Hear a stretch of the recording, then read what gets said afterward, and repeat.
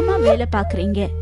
தியாகவல்லி கிராம மக்கள் மலைத்து போய் சொன்னது இது.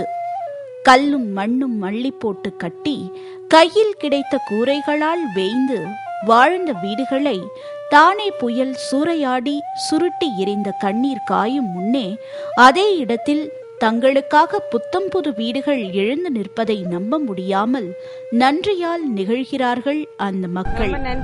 28 நாட்களில் 22 வீடுகள் கட்டி எழுப்பப்பட்டு இருப்பது நம் தானே துயர் துடைப்பு அணியின் புயல் வேக பணி.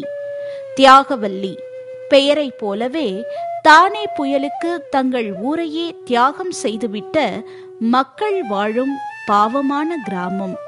புயல் கரை கடந்த இடம் என்பதால் இங்கு பாதிப்புகள் அதிகம்.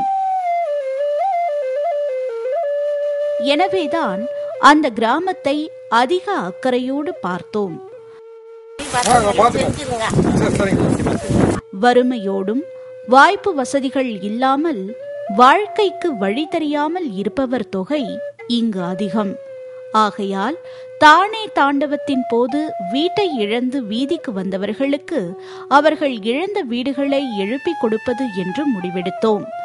வீட்டை கட்டி கொடுப்பது என்ற முடிவை விட உடனடியாக எவ்வளவு விரைவில் முடியுமோ அவ்வளவு துரிதமாக கட்டி அவர்களை குடியேற்றிவிட வேண்டும் என்பதே முக்கியமானதாக எங்களுக்கு தோன்றியது.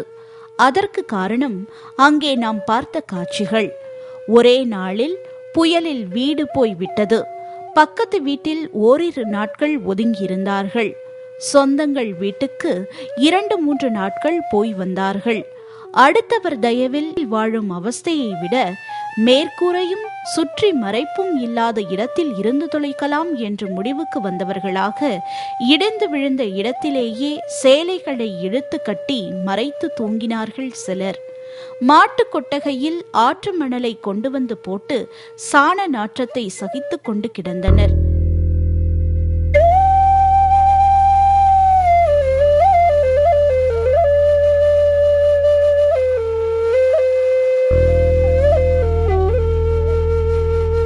இப்படி ஒவ்வொரு வீட்டு நிலைமையும் சோகமாக மாறிப்போனதால் உடனடியாக வேலைகள் தொடங்கப்பட்டன. மார்ச் மத்தியில் பூமி பூஜையுடன் வேலைகள் தொடங்கியது.